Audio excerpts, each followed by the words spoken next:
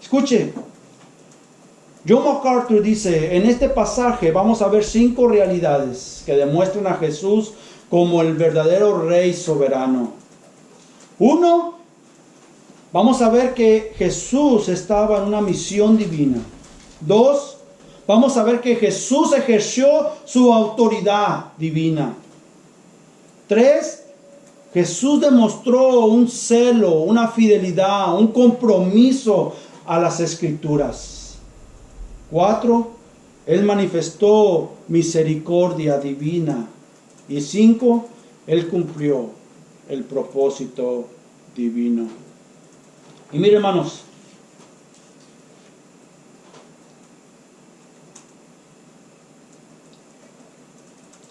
dice Jesús en el versículo 45, vamos a detenernos, dice, y entrando en el templo, vamos a detenernos ahí. Y quiero que mire esto. El Nuevo Testamento relata 2 purificaciones del templo. En Juan, al principio del ministerio de Jesús, hizo lo mismo. Sacó los vendedores, sacó a toda esa gente. Y lo que está sucediendo aquí al final de su ministerio. Qué coincidencia, ¿verdad? Al principio y al final. Claro, al principio lo hizo algo, pero después otra vez volvieron otra vez a hacerlo, ¿no? No hubo un cambio en el corazón.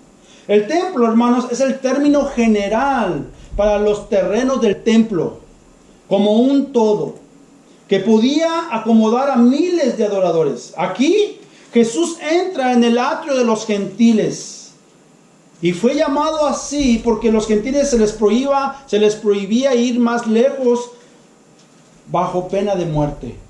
Ahora, lo que Jesús vio en esta área del templo lo indignó. Era una representación de la corrupción que de manera justificada hizo enojar al Señor. Usted no quiere ver enojado al Señor. El lugar se había convertido, hermano, en un centro de comercio. De cuenta como que usted va a la pulga, ¿ah? Y usted puede comprar lo que usted quiere allí, o al mercado allí, donde se vendían cientos de miles de animales y artículos necesarios para los sacrificios. Ahora, en teoría, o lo correcto era que las personas podían traer sus propios animales al templo. Eso era lo correcto. Sin embargo, hermanos, esos animales primero deberían de pasar por una supervisión de los sacerdotes. Claro, los sacerdotes tenían un interés muy particular de rechazarlos. Estos animales decían, no están perfectos. Nosotros les podemos proveer de nuestros animales. Estos están buenos. Estos están preparados, los bueyes, las palomas, los becerros. Entonces, los sumos sacerdotes, que era Caifás, pero Anás, que era el yerno, que Caifás era yerno de Anás. Ellos dos estaban en control de todo esto. Además de esto, habían los cambistas. ¿Quiénes son los cambistas? Los que cambiaban la moneda. Los bancarios. ¿Por qué? Porque de la única forma que ellos podían comprar animales, podían comprar cosas, era con la moneda que estaba allí de Judea o de Tiro. De otra manera, mucha gente que venía de otro lugar no traía esa moneda. Y tenían que cambiarlos. Pero estas personas, estos cambistas, también los extorsionaban a las personas y les cobraban de más. Todo esto con el propósito de que Anás y Caifás, los sumos sacerdotes que era Caifás, se beneficiaran de todo esto. Eran un negocio redondo. Óigame, ellos vendían sus propios alimentos, hablando de miles de personas. ¿Cuánto dinero no pasaba por allí? Monedas. Óigame, hermanos, imagínense este escenario. En esta parte del templo se había convertido en algo tan ruidoso, tan maloliente, porque oiga, los animales van al baño. Ellos no tienen un baño, ¿verdad? Como nosotros, ¿verdad? Pero los animales hacen sus necesidades. Estaba todo maloliento. No era un ambiente apropiado para la adoración. Oiga, hermanos, el símbolo de la presencia de Dios se había perdido. El sonido de la alabanza, las oraciones se había reemplazado por los aullidos de los bueyes, los gritos de las ovejas, el sonido de las palomas y el regateo y los gritos de mercaderes cambiando y regateando. Ustedes que somos buenos para regatear, no nomás nosotros, también ellos regateaban. No, que yo te... No, que no. Y ahí estaban peleando. Oiga, imagínense, el templo era un todo. No importa dónde estaba.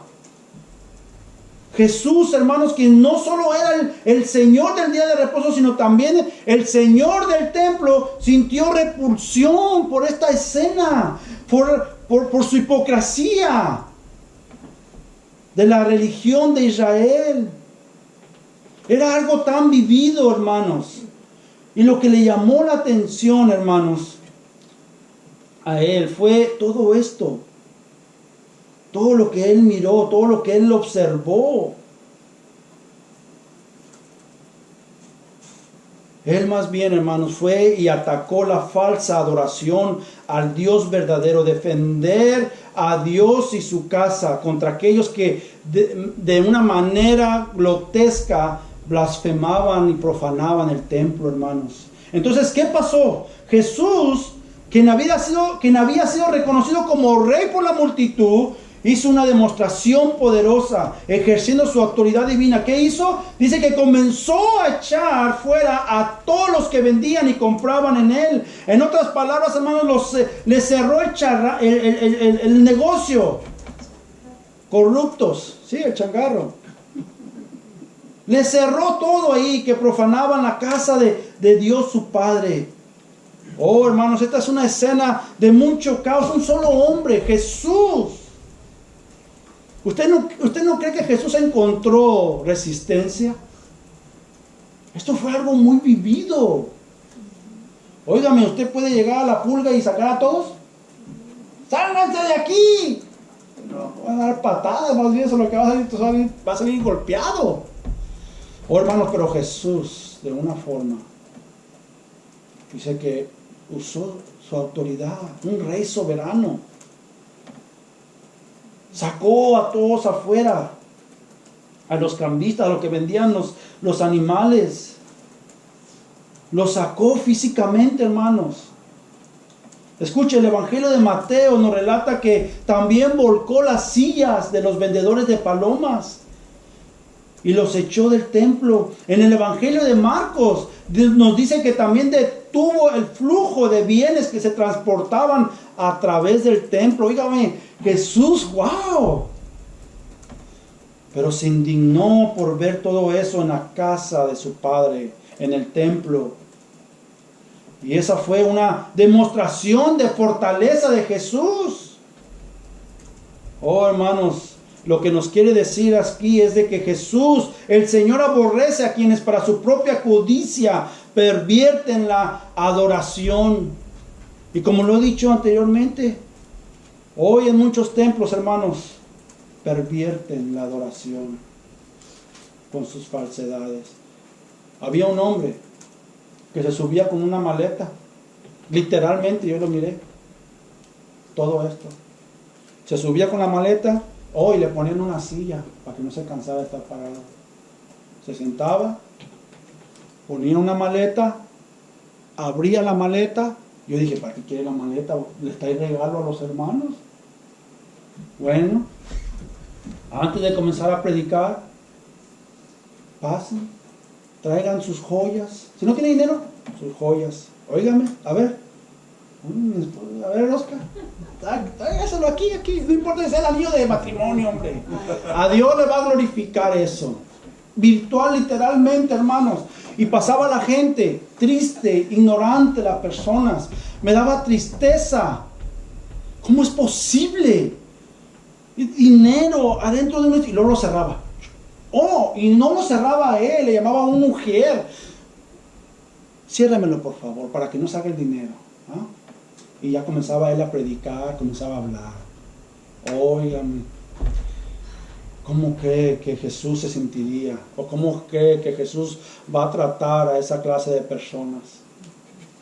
Oh, hermano, nosotros Es por eso que nosotros no callamos y le decimos a la gente, no vaya a esa iglesia. Si usted se quiere mover de iglesia, vaya a una iglesia que predique la palabra sana. Oh, hermanos. Escuche, desde este momento el templo fue el púlpito de Jesús para enseñarle al pueblo. Y mire, Jesús demostró un celo, una fidelidad, un compromiso por las Escrituras. Mire lo que dice en el 46, diciéndoles, escrito está, mi casa es casa de oración, mas vosotros la habéis hecho cueva de ladrones.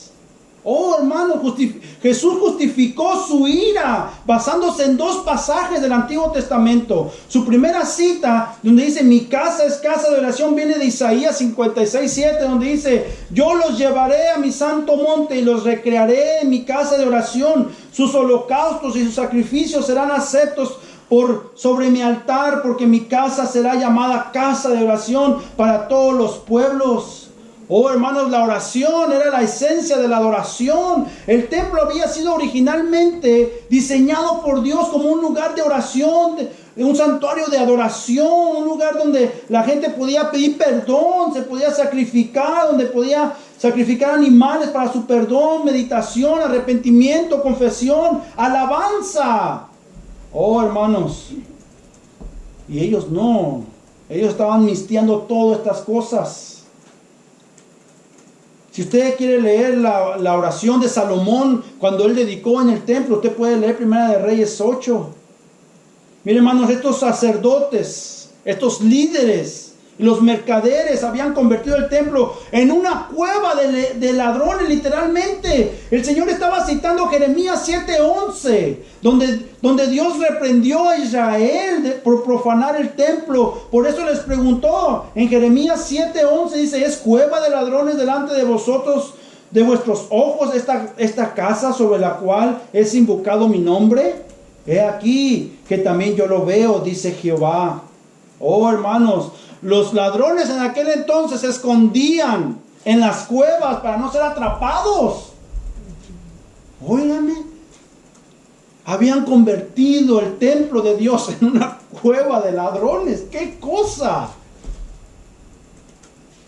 Oh, hermanos, y la preocupación del Señor y siempre ha sido que Dios sea adorado de la manera adecuada conforme a su palabra. Oh, hermanos. Y miren el versículo 47, ¿qué hizo Jesús? Mire, Jesús manifestó misericordia divina. Dice que enseñaba cada día en el templo. El templo se volvió como un púlpito para Jesús y enseñar y predicar el evangelio.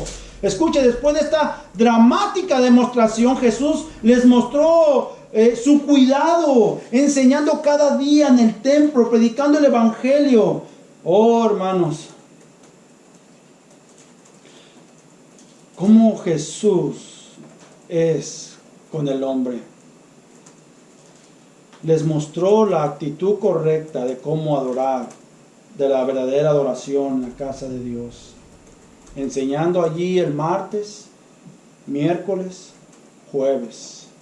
El viernes fue cuando Él murió. Y miren, hermanos, podemos ver que Jesús, aún sabiendo que la traición, que sus sufrimientos, su muerte, estaban tan cercas, Jesús no se fue a refugiar a la casa de Marta, de María o de Lázaro. No se fue a refugiar a una casa a meditar, a descansar. No se alejó de la gente. Más bien, Jesús siempre buscó a los pecadores para predicarles el evangelio. Sin importarle el peligro inminente que vendría sobre él, no se escondió. Aún conociendo que esta multitud, la mayoría, en muy pocos días le van a decir, crucifíquenle, crucifíquenle. Usted puede ver el amor de Dios sobre el hombre. Que aún Él, sabiendo que tú tienes malas intenciones, Él te da la oportunidad de que escuches el evangelio, de que escuches la palabra y te puedas arrepentir de tus pecados. Qué glorioso, qué amor, qué misericordia. ¿Usted le predicaría a alguien que tiene la cuchilla otra vez y después de que le predica lo va a matar? o que tiene una pistola ahí en su closet y que al ratito lo va a matar. Que usted supiera de verdad. Yo no, yo no me le acerco. Hay que Dios lo libre, yo oro por él. Oh, hermanos, Jesús no hizo eso. Oh, hermanos. Y no nomás eso. Jesús le demostró compasión sanando a enfermos. Mateo señala que vinieron a Jesús en el templo ciegos y cojos y los sanó. Óigame. Y mire, en el versículo 47 y 48 dice, Jesús cumplió el propósito divino. Dice, pero los principales sacerdotes, los escribas y los principales del pueblo procuraban matarle. Y no hallaban nada que pudiera hacerle, porque todo el pueblo estaba suspenso oyéndole. Oh, hermanos, podemos ver el contraste del amor, la misericordia, la compasión en los milagros de Jesús. Mucha gente podría haber pensado que estos milagros sellarían en las mentes de aquellas personas del pueblo que Jesús realmente era el Mesías para librarlos de su pecado. Pero en respuesta a eso, el contraste de ese amor, de esa compasión, de esa misericordia, la respuesta de los líderes era odio, era coraje, era enojo contra él. Y este era algo normal para Jesús, porque desde el principio del ministerio de Jesús ellos ya querían matarlo. No había pasado, creo, como unos 3-4 capítulos y ya estaban tramando cómo matarlo. Eso no era nada nuevo para Jesús. Él sabía. Aún Jesús predicando el evangelio en la sinagoga, él sabía los pensamientos de ellos que estaban tramando para matarlo. Oh, hermanos, qué triste. Dice la palabra, el texto griego literalmente, la gente que estaba escuchando a Jesús, dice que ellos se estaban mordiéndose los labios. La gente estaba tan atenta, escuchando con atención la palabra de Jesús pronunciada. Y miren, hermanos, Cristo cumplió el propósito divino. Él no murió antes del tiempo determinado por Dios. Pedro, cuando él le predicó a ellos en Hechos 2:23, dice, a este entregado por el determinado consejo y anticipado conocimiento de Dios, prendisteis y matasteis por manos de inicuos, crucificándole. Cristo, hasta el último momento que él pudo predicar el evangelio, lo hizo. Sin importar los peligros, sin importarle el odio que sentía la gente sobre él. Él lo hizo. Él lo hizo.